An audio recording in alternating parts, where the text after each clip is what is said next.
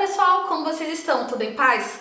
Eu sou a Natália e hoje estou aqui para começar mais um vlog de leitura, dessa vez de A Espera de um Milagre do Stephen King. Bom, esse livro apareceu em algum unboxing desse ano, acho que lá para junho ou maio, uma coisa assim que eu comprei ele. E é um livro do Stephen King, um autor que vocês sabem que eu estou gostando cada vez mais, mesmo tendo lido só um livro dele, mas pelas avaliações, os comentários que eu vejo por aí, e tem muita gente também que eu admiro, que é muito fã dele, então o meu carinho por esse autor só cresce, e eu quero ler mais livros dele, né? Então vamos voltar a lê-lo com A Espera de um Milagre. Esse livro aqui foi adaptado para um filme, eu não lembro de que ano é, mas é com Tom Hanks. E eu não assisti esse filme inteiro ainda, eu vi alguns pedaços na época que ele passava na televisão, acho que no SBT, que costumava passar. Mas eu sei que se passa numa prisão e vai ser a história de um guarda e um detento, eu só sei isso. Que é o que eu sei sobre o filme, eu não li a sinopse nem nada do livro porque eu queria fazer isso com vocês. E eu vou ler aqui atrás o que está escrito para saber mais sobre a história e a gente poder fomentar esta discussão. Bem-vindos à penitenciária Cold Mountain, lar de um grupo de assassinos que esperam sua vez de andar pelo corredor da morte rumo à cadeira elétrica. Ambientada nos anos 1930, durante a depressão da economia americana, em um cenário de desespero, A Espera de um Milagre traz a história do condenado John Coffey e sua relação com o guarda penitenciário Paul Edgecombe. Edgecombe já viu muitas coisas bizarras durante a carreira, mas John Coffey, um gigante com mente de criança, é uma das figuras mais estranhas que já conheceu. Acusado de estuprar e matar brutalmente duas garotas, seria o homem a encarnação do mal ou algo completamente diferente? O guarda está prestes a descobrir verdades terríveis e assombrosas que desafiarão todas as suas crenças. Originalmente publicada em 6 partes com o título Corredor da Morte, o romance agora é lançado neste volume único. Nas telas, o diretor Frank Darabont recriou a história magistral de King, com Tom Hanks interpretando o guarda Edgecombe. Bom, o que eu falei, né, vai ser a história de um guarda e um detento do Corredor da Morte. Eu não lembrava que era do Corredor da Morte. E eu tô bem ansiosa para começar essa leitura, eu vou começar hoje. Hoje é terça-feira, dia 13 de setembro. E eu quero terminar ela até sábado pra postar esse vídeo pra vocês no domingo. Vamos ver se eu vou conseguir. Se eu não conseguir, eu informo vocês se essa leitura atrasar.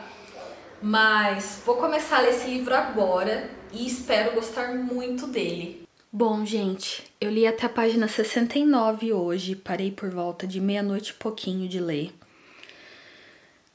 E eu devo dizer que esse é um livro que, por mais que eu tenha lido só até a página 69, ele já destruiu meu coraçãozinho assim em 1000 pedaços.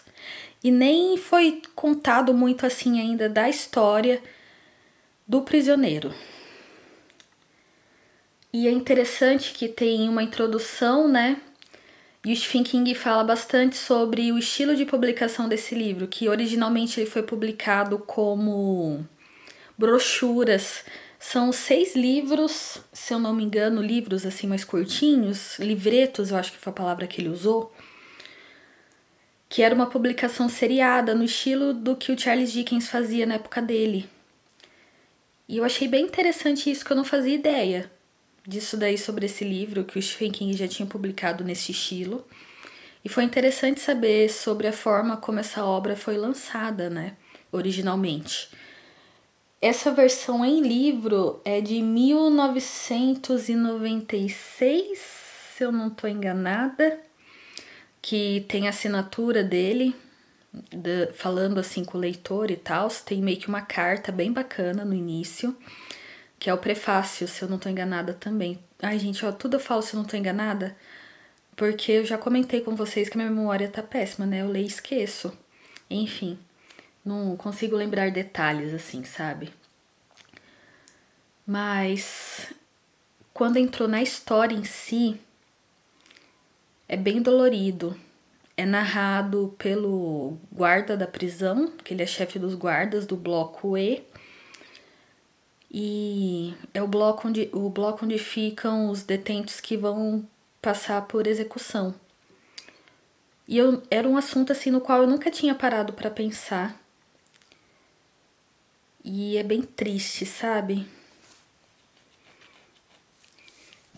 Não tem outra palavra para descrever. É triste, e ler sobre isso, por mais que o próprio Stephen King fale lá na introdução ou no prefácio, eu não lembro agora, ele fala que a obra dele é mais pra criação, meio que pela criação da mente dele, assim, que ele não tava se atendo tanto a como as coisas realmente eram, que ia ser mais a ficção mesmo. E eu não sei se é realmente assim na vida real, muito mais porque essa parte, né, a história se passa em 1932, e eu não faço ideia de como eram as coisas nessa época, mas é triste, muito triste. Contou o crime pelo qual o Coffey foi preso e o jeito que as coisas aconteceram, o que aconteceu. É pesado, sabe? Stephen King sabe descrever bem essas coisas, assim, pra impactar o leitor de uma forma que te deixa mal, sabe? Mas que ao mesmo tempo você não consegue parar de ler, porque eu terminei o primeiro livreto e eu já quero começar o segundo, que é até uma coisa que ele mesmo fala, o Stephen, que tinha que ter o seu próprio clímax, cada um dos livretos, né, das brochuras que seriam publicadas, para dar pro leitor aquela ânsia para ler a continuação. E é um livro emocionante. Lendo só essa primeira parte dele, eu já posso dizer isso.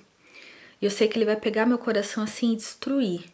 Se eu já tô destruída antes de entrar na história do prisioneiro, protagonista do Coffey, eu sei que vai, a hora que pegar mesmo na história dele, porque falou um pouquinho sobre outros detentos, sobre um dos guardas que é super insuportável, um puxa-saco, com contatos assim, não tanto um puxa-saco, que ele não puxa o saco dos pessoal da prisão, mas ele tem contatos e vai se queixar para esses contatos, aí vai afetar o chefe dos guardas, que é quem narra o livro.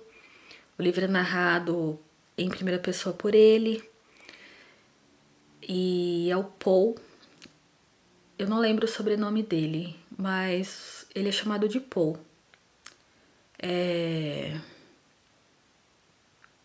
Deixa eu pegar aqui, que eu lembro que eu li na sinopse pra vocês, né? É Paul Edgecombe. E o livro é narrado por ele. E a minha bateria tá acabando. Enfim, é narrado por ele. E o jeito que ele conta, assim, a história, pelo que eu entendi, ele tá meio que escrevendo uma carta, uma coisa assim. Ai, gente, é que eu tô cansada. Aí eu não tô raciocinando direito, sabe? E já não lembro muito bem das coisas. Aí fico mais confusa ainda. Mas pelo que eu entendi até agora, é meio que uma carta que ele tá escrevendo, que é um escrito que ele tá fazendo contando essa história. Provavelmente uma carta. Mas será uma carta gigantesca, afinal esse livro tem quase 400 páginas. Enfim, vou finalizar essa parte da leitura do dia de hoje por aqui. E eu volto amanhã para conversar com vocês sobre o que eu ler amanhã. E as minhas impressões, o que tá acontecendo na história e o que eu tô achando. Bom, gente, cá estou eu de novo para fazer uma atualização sobre a leitura de A Espera de um Milagre. E o que eu posso dizer para vocês? Ontem eu não gravei a atualização porque a bateria da minha câmera tinha acabado e eu esqueci de carregar. Enfim, mas ontem eu li um livreto inteiro, né, que A Espera de um Milagre é dividido em 6 livretos, se eu não tô enganada. E ontem eu li o segundo e achei interessante que não focou tanto no John Coffey, que é o preso. Eu vou falar que é o protagonista da história, assim, né? Porque, querendo ou não, o Paul, né, que é o guarda, tá contando a história da vida dele, do John Coffey, lá na prisão, no bloco E, no corredor da morte, né, que eles chamam de corredor verde. Só que no livro 2, praticamente ele não foi citado no livreto 2. Foi mais o Poe contando sobre outros personagens da história, outros detentos. Falando um pouco sobre o Delacroix, que é um detento francês, americano. O Sr. Guizos, que é um personagem maravilhoso, cheio dos mistérios também, que não é uma pessoa, é um rato, um camundongo. E sobre o Peter, acho que é Peter, um dos guardas bem... O que eu tinha falado que era puxa-saco, mas não é puxa-saco a palavra certa. É uma pessoa com contatos que se aproveita disso para se sobressair e conseguir o que quer, passando por cima dos outros para isso, sem medir consequências, né? E o segundo livro foi mais focado nesse contexto mesmo, mostrando como era o dia na prisão, lá no Bloco E. E acabou de uma forma assim, bem com baita gancho para a terceira parte, o que deixa a pessoa curiosa, tipo, você tem que ler. Eu só parei de ler mesmo porque eu tava pensando, vou ler um livro por dia e depois eu durmo, né, que eu tô lendo antes de dormir, por umas 2 horas mais ou menos, por aí. Aí eu fui dormir, né, também, que eu tava cansada, era mais de meia-noite, eu parei de ler, acho que era 00:30 mais ou menos. Aí fui dormir, né. E hoje eu comecei o livro 3, o livreto 3. Eu li 3 capítulos, eu não vou ler mais porque agora é 11h47 e eu tenho ido dormir tarde todos os dias. E acordado cedo, eu já acordei mais cedo ainda, então eu tô querendo deitar pra ver se eu durmo um pouquinho mais essa noite, pra eu estar mais disposta amanhã, por mais que seja sexta-feira. Porque no sábado eu vou acordar cedo também e no domingo também. Então hoje eu quero aproveitar pra descansar um pouco, né? Enfim, me alonguei demais. E é interessante que esse terceiro livreto começou numa parte diferente da que tinha acabado o anterior. E foi interessante que você ficou, oh meu Deus, mas conta pra mim a continuação do que aconteceu no final do segundo livro. E acontece no segundo capítulo, e é que chegou um preso lá, que ele é o diabo em pessoa, assim, sabe? E, nossa, ele tocou o terror na chegada dele, foi terrível. Um dos guardas quase morreu. Mas é interessante que o Paul, né, que é o guarda que tá contando a história, porque esse livro é ele contando a história dos dias lá que o John Coffey estava na prisão. E anterior a isso também, né, que foi o que focou no segundo livro, no tempo antes dele chegar. E ele tá contando essa história, ele tá escrevendo os acontecimentos de 1932, dessa época. Então, ele pega e é meio... Não sei se seria um diário, digamos assim, mas ele tá escrevendo as memórias dele, que ele quer deixar isso registrado. E o que acontece é que ele, desde o comecinho, assim, do livro, ele tá falando que ele tá com uma infecção urinária. E ele tava sofrendo muito com isso. E nesse dia que teve essa confusão lá na prisão, que chegou esse detento novo, foi o pior dia, assim, pra ele.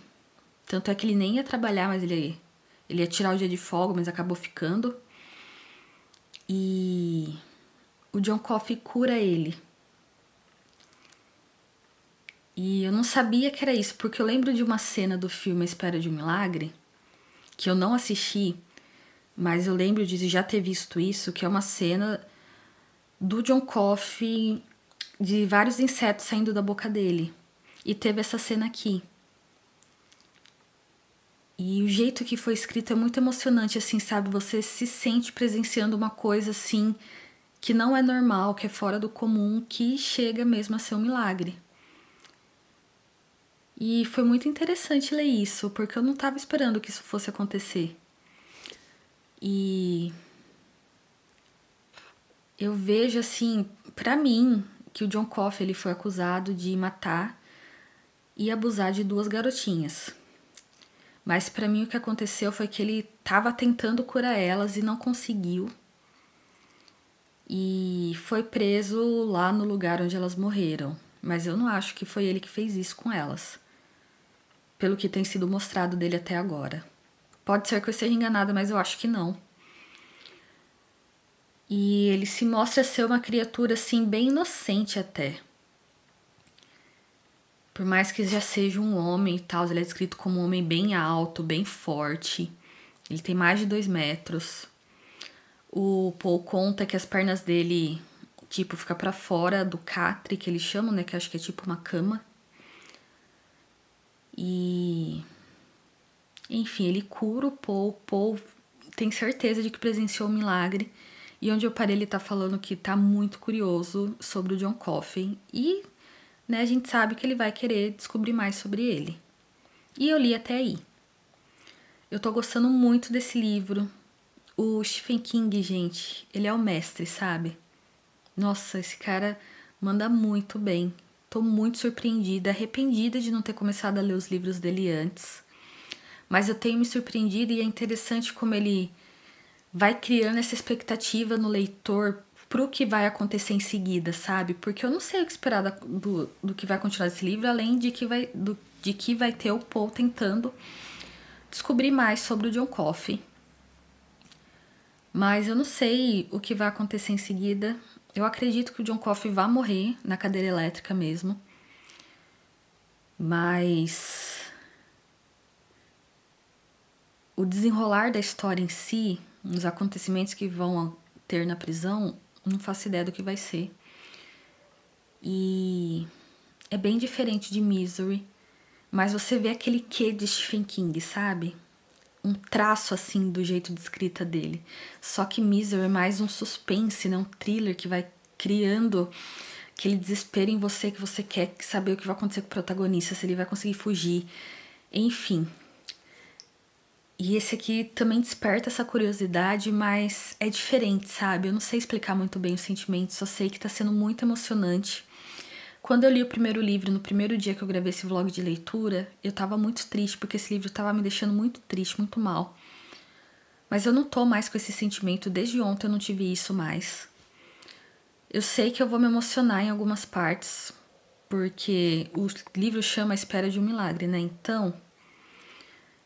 e... quando tem a cena de morte também dos personagens, né, no corredor, que chega eventualmente o dia deles morrerem, deles serem executados, é muito difícil de ler. Muito difícil, sabe? Dói. Mas é importante para a construção do livro, porque afinal são as memórias do chefe da guarda do Bloco E, que era o bloco onde os criminosos, né? Assim ditos criminosos, porque eu acho que o John Coffey não é, mas os outros, pelo jeito, sim, eram executados. E enfim, pessoal, agora eu vou dormir, porque eu tô cansadinha também. Amanhã eu leio mais e volto aqui falar com vocês, tá bom? Gente, se vocês ouviram os barulhos estranhos durante a gravação desse trecho do vídeo, é o meu cachorro brincando com a bolinha dele. Cadê a bolinha, Joe? A bolinha, cadê a bolinha? Ó, tá brincando com a bolinha aqui do meu lado. E minha mãe tá assistindo um filme na Netflix lá na sala. E eu tô aqui pra dizer pra vocês que eu tô destruída. Eu não sei, eu não esperava os rumos que esse livro tomou. Joey quer pegar a tampinha da câmera, enfim. Eu não esperava que esse livro fosse esse rumo. Porque aconteceu uma coisa numa execução aqui. Só o Joey pra me fazer sorrir nesse momento. Aconteceu uma coisa numa das execuções, porque os prisioneiros estão no corredor da morte, né? Que é o corredor verde que eles chamam. Lá da prisão. E o que aconteceu... tipo, foi escrito a lá Stephen King mesmo, bem explícito, assim, mas foi uma coisa tão violenta, tão pesada durante a execução, que me esgotou de uma forma que eu não vou conseguir mais ler hoje. E eu acho que eu nunca odiei tanto um personagem quanto eu odeio o Percy. Eu já falei dele aqui no vídeo, desse guarda aí da história. Mas fazia tempo que eu não vi uma pessoa tão filha da mãe, pra não dizer outra coisa. Cretina. Uma pessoa perversa mesmo, é o que falam ali no livro, e isso é o que ele é. E eu tenho um asco, um nojo dele e um ódio que eu peguei agora, depois do que ele fez aqui em uma das execuções, que olha, pelo amor de Deus, sabe? Eu não tava esperando uma coisa dessa. E foi muito pesado de ler. Eu não vou falar pra vocês o que aconteceu, porque é bem pesado. E é interessante um livro despertar essas emoções na gente, né? Por isso que a gente lê, pra sentir emoções. Mas eu não tava esperando que fosse ser uma coisa tão dolorida. Eu sabia que ia ser um livro triste, digamos assim, pelas poucas coisas que eu sabia do filme. Mas eu não esperava que eu fosse ficar desse jeito. Eu tô exausta e cansada mesmo, sabe? E tensa e triste. E com raiva e inconformada com o que aconteceu nesse livro. Se eu não me engano, isso acontece no livro 4, é nele que eu tô. E... nossa, eu ia falar um palavrão agora, mas vou me conter. Eu não esperava, sabe? Foi muito pesado, gente. Eu tô na página 232 e eu não vou ler mais porque eu não consigo. Pelo menos não por hoje. Acho que eu vou assistir House of the Dragon, que hoje é domingo e tem episódio novo. E eu não vi o da semana passada ainda. Então acho que eu vou ver o da semana passada pra poder assistir o novo. Não sei o que eu vou fazer. Mas vou tentar assistir alguma coisa na TV ou um dorama levinho, pra ver se eu me distraio disso e esses sentimentos passam. Porque sentimentos assim não são bons. Mas isso é um sinal de que o livro é bom, né?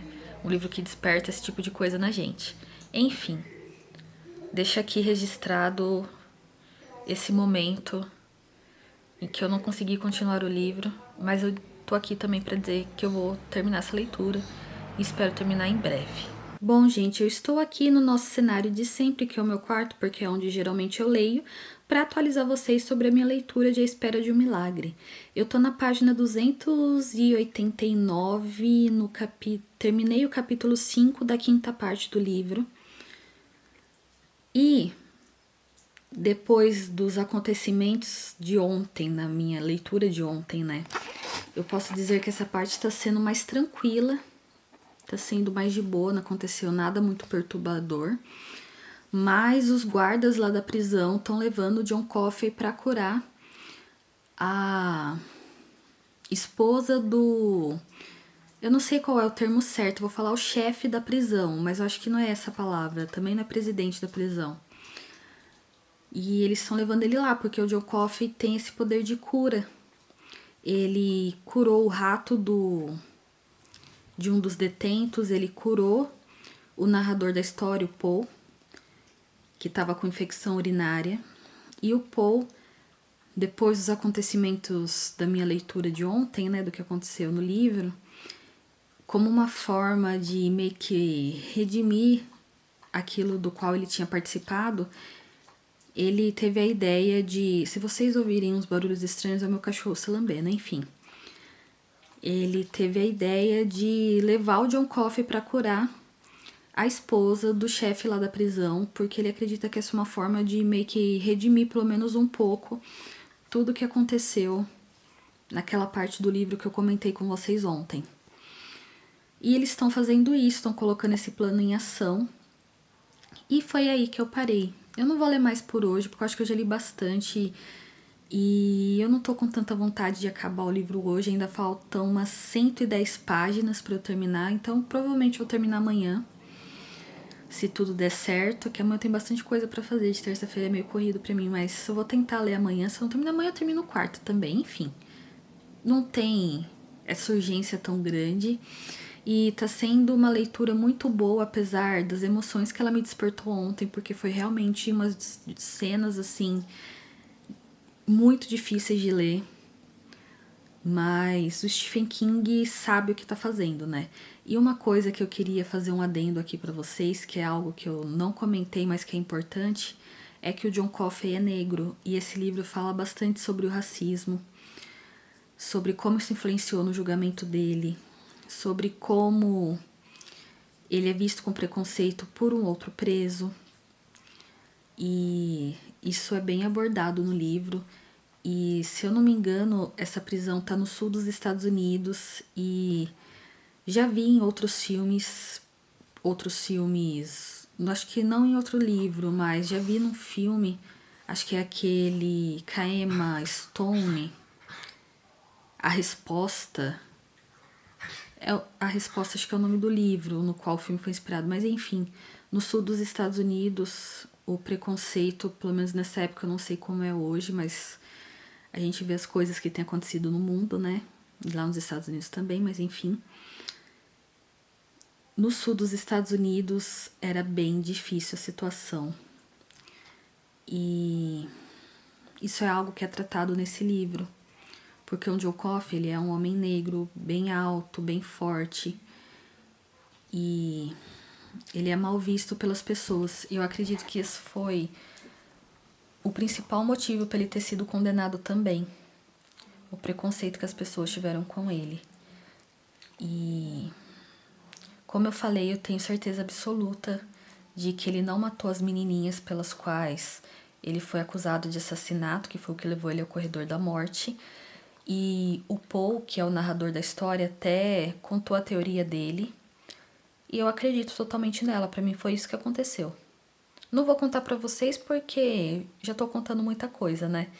E por mais que esse seja um vídeo comentando as minhas impressões da leitura, eu não quero contar tintim por tintim do livro pra vocês, pra que, caso vocês decidam ler esse livro depois de assistir ao vídeo, se surpreendam também. E só posso dizer que Stephen King tá se tornando um dos meus autores favoritos. Eu tô muito surpresa com a capacidade dele de escrever, de transitar pelos gêneros e cativar o leitor mesmo assim, escrever um livro que é pesado, mas que você quer continuar lendo, por mais que ele desperte emoções não tão agradáveis em você. E eu quero ler tudo dele, até os livros de terror, o que pra mim é bem surpreendente. Enfim, pessoal, vou encerrar por hoje a nossa atualização e amanhã, se Deus quiser, tem mais. Bom, gente, estou aqui no cenário de sempre porque eu leio geralmente no meu quarto, deitada de bruços na cama. E como eu tô gravando pra vocês sempre depois que eu termino uma parte do livro, eu tô aqui no meu quarto, no lugar sempre. Enfim, tô aqui pra dizer pra vocês que eu terminei de ler A Espera de um Milagre, agora passa da meia-noite. E o sentimento que eu tenho agora, que já passou uns minutos assim, desde que eu terminei, não passou muito tempo, acho que nem uns 10 minutos. Mas o sentimento que eu tô tendo agora é de gratidão, sabe? Realização por ter tido a chance de ler um livro tão bom, de ter tido a oportunidade de conhecer essa história.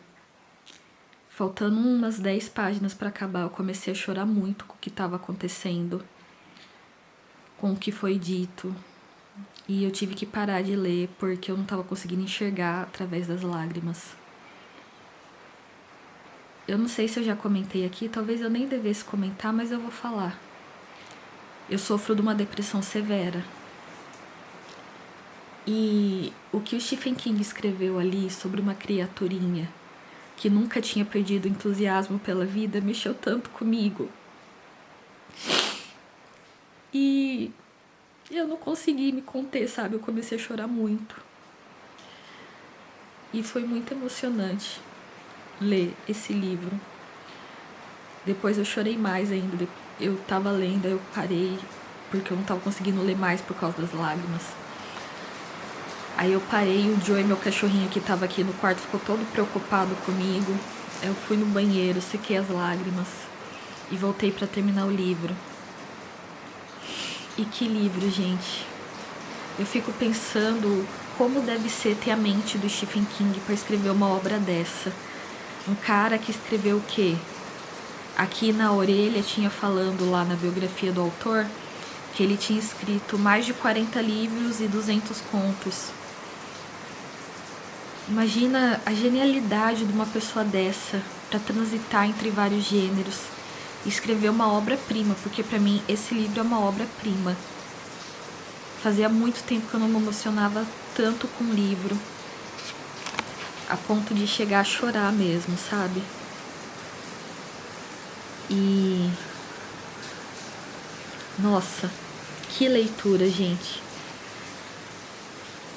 Eu não sei o que eu esperava, mas não foi o que aconteceu.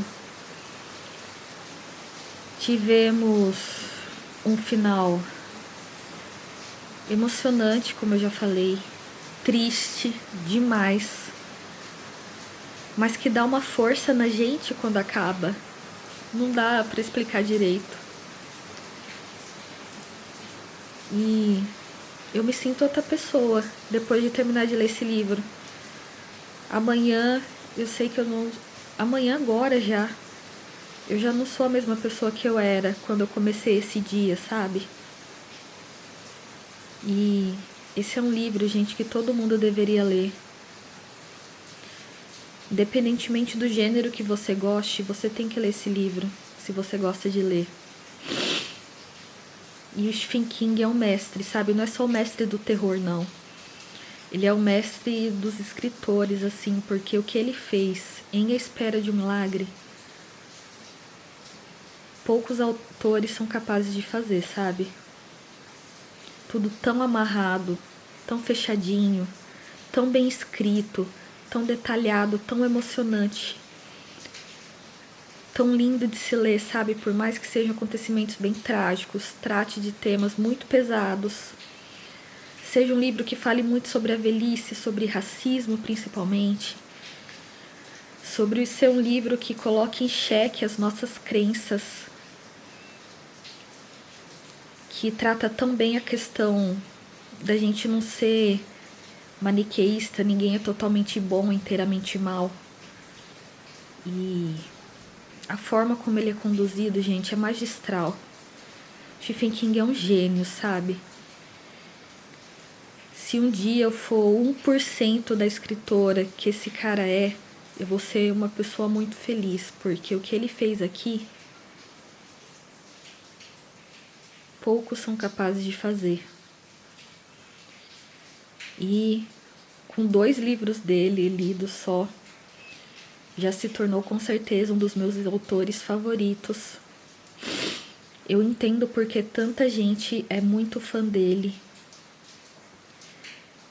E ser capaz de ir do terror pro suspense, pro thriller, pro drama, pro investigativo. Como ele transita aí nos livros dele, por mais que eu não tenha lido todos ainda, mas lerei um dia, vou superar com ele o meu medo de terror. Inclusive, fiz umas compras aí, porque hoje, se eu não estou enganada, foi ontem ou hoje aniversário de 75 anos dele, e tivemos uma promoção de 20% de desconto na Amazon em livros selecionados de Stephen King. Enfim, pretendo me aventurar aí pelo terror com as obras dele, porque eu sei que vai valer a pena e que não vai ser só um terror gratuito, sabe? Tudo tem uma razão de ser nos livros dele. E enfim, gente, magistral esse livro, sensacional, uma obra-prima. E eu ia até falar, depois que eu terminei o livro, que eu tava destruída, mas agora eu tô grata por ter conseguido ler uma obra dessa, por estar viva no tempo que o Stephen King está vivo, para ter presenciado uma coisa tão magnífica assim, que é esse livro. E eu taquei no Google antes, acho que foi ontem até, antes de terminar o livro, né? Não hoje, mas acho que foi ontem, para assistir o filme, né? Pesquisando em qual streaming ele tava. Descobri que ele tá pelo Google na Apple TV e no Prime Video. Eu assino os dois. Só que pelo que eu entendi, nos dois eu vou ter que pagar para assistir o filme fora assinatura. Porque no Prime Video ele tá para alugar e lá na Apple TV ele tá como falando para comprar ou alugar o filme. Então eu acho que eu vou dar o meu dinheiro pro Jeff Bezos e vou assistir pela Amazon, porque eu vou ter que assistir esse filme, por mais que eu vá ter que alugar, eu vou assistir ele, sabe? Pretendo fazer isso amanhã. Só não vou fazer isso hoje porque eu tenho que trabalhar amanhã. Hoje é quinta-feira. Mas se fosse uma sexta-feira ou um sábado, eu ia assistir esse filme hoje ainda. Por mais que ele tenha mais de 3 horas de duração, são 3 horas e 8 ou 9 minutos, se eu não tô enganada. Eu ia assistir ele com certeza, sabe? Porque eu quero ver esse livro nas telas. Ver se vai ser tão emocionante quanto a história foi, a história escrita. Mas enfim, eu vou assistir amanhã e eu vou finalizar esse vlog amanhã, depois que eu ver o filme. Depois que eu vir o filme, na verdade, né? Vamos usar o português correto, Natália. Depois que eu vir o filme, eu volto aqui falar mais com vocês, tá bom? Bom, gente, como vocês podem ver, tivemos uma pequena mudança de cenário neste momento. Porque eu assisti A Espera de um Milagre e eu assisti na sala. Minhas considerações sobre o filme. Gente, eu não me emocionei nada. De verdade. Eu não sei se eu tava com a expectativa muito alta, mas acho que é porque o livro pra mim foi uma experiência tão incrível, uma coisa tão sensacional, eu me emocionei tanto no final dele, que era difícil o filme superar, mas mesmo assim eu tava com as expectativas altas, porque muitas pessoas que eu conheço adoram o filme, falaram que choraram horrores. E pra mim não foi assim, eu não derrubei uma lágrima, não me emocionei em nenhum momento. E cortaram bastante coisa, principalmente no final. Que o que me fez chorar ontem, quando eu gravei pra vocês, né, depois de ter terminado de ler o livro, foram os acontecimentos do final, das últimas 10 páginas. E não teve isso no filme. E a forma como algumas coisas aconteceram também mudaram no filme em relação ao livro. E eu gostei bem mais de como elas ocorreram no livro. Eu sei que é uma adaptação, é um filme baseado num livro e que nunca vai ser 100% fiel. Porque é o que todo mundo fala, né? Tem coisas que funcionam melhor no livro que não funcionam tão bem no cinema. Só que na minha cabeça, quando eu leio o livro, eu vou imaginando como se fosse um filme. Então, se na minha cabeça tá bom, por que na realidade não vai ser desse jeito também? Enfim, sabe? Reflexões aqui da quase meia-noite, né? Que esse filme tem 3 horas e 9 minutos. Passou rápido o tempo, eu não achei demorado nem nada. Mas como eu disse, não me emocionei. O que é uma pena, porque eu aluguei esse filme na Amazon, no Prime Video.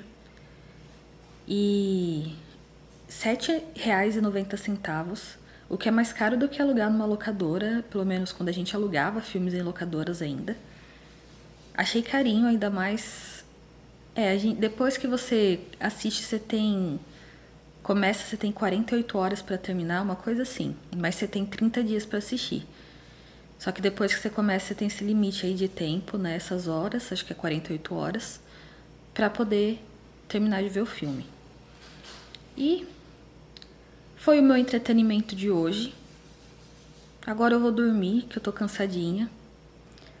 Mas eu acho que assim, se eu tivesse visto o filme antes de ler o livro, se eu tivesse assistido ele quando eu era mais nova, antes de imaginar que era baseado no livro, antes de imaginar que existia Stephen King, se eu tivesse assistido na TV nas épocas que ele passava no SBT à noite, eu provavelmente teria me emocionado muito. Mas como eu disse, depois de ter lido o livro e o livro tá tão recente pra mim, o filme acabou sendo pouco, sabe? Mas assim, os atores que escolheram, perfeitos. Os efeitos pra época estão bem bons. E eu recomendo o livro. E o filme, caso você não tenha lido o livro, talvez seja uma experiência melhor pra você. Enfim, pessoal, essas são as minhas considerações. Vou encerrar esse vlog por aqui, que deve ter ficado bem longo. E vamos encerrar da forma que sempre encerramos vídeos nesse canal, que é pedindo para você deixar um like, caso tenha gostado de acompanhar esse vídeo. Se você não for inscrito, se inscreva no canal. Aqui estamos sempre falando sobre livros, mangás, doramas, HQs, filmes, séries. Então, se você gosta de alguma dessas coisas, eu acho que você vai gostar de me acompanhar. E por hoje é isso, pessoal. A gente se vê no próximo vídeo. Tchau!